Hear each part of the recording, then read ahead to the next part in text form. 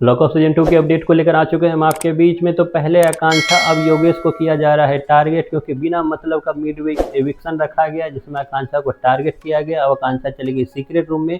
आकांक्षा को secret room से निकलने के लिए भी एक तरह से एक और ज़्यादा सेक्रीफाइस करना होगा, वो एक बताती नजर आएगी अपनी सीक्रेट। तो वहीं पर योगेश जो है डायरेक्ट चला गया है एलिमिनेशन राउंड में, क्योंकि रिसेंट एपिसोड में जो टास्क हुआ उसमें योगेश सेफ नहीं हो पाया, क्योंकि योगेश का जो कंट्रोलर था वो ऑलरेडी इस शो से बाहर जा चुका है। तो ऐसे में क्या योगेश का एक तरह से एलिमिनेशन पक्का है, या योगेश का अगर एलिमिनेशन है तो क्या योगेश भी जाएगा सीक्रेट रूम में? क्योंकि वीकेंड पे मतलब जजमेंट डे पे आपको इतना तो दिखेगा कि आकांक्षा का घर में रिटर्न हो रहा है। अब ऐसे में अगर आकांक्षा घर में रिटर्न हो रही है तो योगेश का जाना कहीं ना कहीं आकांक्षा के लिए फिर धक्के भरा होगा, क्योंकि इससे पहले आकांक्षा का जाना कहीं ना कहीं योगेश के लिए काफ़ी ज़्यादा सदमा से रिलेटेड ही था। लेकिन अब हम देखेंगे कि जजमेंट डे पे जल्द ही आपको दिखाया जाएगा कि किस तरीके से अर्जुन कपूर आए हुए हैं। अर्जुन कपूर जिसको आप कहीं और नहीं देख रहे होंगे, तो उनको लॉक ऑफ सीजन 2 में बुलाया गया है। वो एक तरह से काफ़ी मस्खरी करते हुए नजर आएंगे, काफ़ी मजाक उड़ाते हुए नजर आएंगे। जहां आकांक्षा चमोला का तो वहीं पर हर्षद का, वहीं पर सबका। जहां हर्षद और शिवांगी की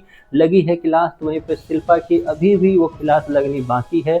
आई होप एक तरह से इन लोगों को समझ में आए, फिर चाहे जज के रूप में फराह खान हो या रितेश देशमुख, उनको समझ में आए कि जो इन सब चीज़ों के पीछे है उनकी भी क्लास लगनी ज़रूरत है। क्योंकि रिसेंट एपिसोड में भी आपने देखा कि शुरुआत कहाँ से हुई, उस टास्क को खराब करने का काम शिल्पा के द्वारा हुआ था, और जो चिंगारी फैलते फैलते कहाँ चली गई और बेचारा धीरज इन सब में लपेटे में आ गया। वहीं पर इससे पहले एक तरह से चाहे वो हर्षद हो या शिवांगी हो, हमेशा उसमें तिल लगाने का काम जो है, एक तरह से तिल्ली मारने का काम जो है शिल्पा का रहता है। लेकिन फंसते कौन है? तो हर्षद और शिवानी। हालांकि इन दोनों का कोई गेम आपको नज़र नहीं आ रहा है, लेकिन ये गेम आगे जाकर अगर बनाना भी चाहे तो जिस तरीके की सिचुएशन बनाई जा रही है, जिस तरीके का क्लास एक तरह से रितेश देशमुख और फराह खान लगाती हुई नजर आ रही है, तो इनका गेम बनना एक तरह से नामुमकिन सा नजर आ रहा है। वहीं पर हम ये भी देखेंगे कि योगेश के साथ अब ये होने वाला है कि योगेश डायरेक्ट स्टेज राउंड पर जाएगा। और सबसे कमाल की बात यह है कि आकांक्षा के बाद अगर कोई नापसंद कंटेस्टेंट है इस घर में बाकियों के द्वारा, जो कंट्रोलर के पास जो ये नया पावर आया है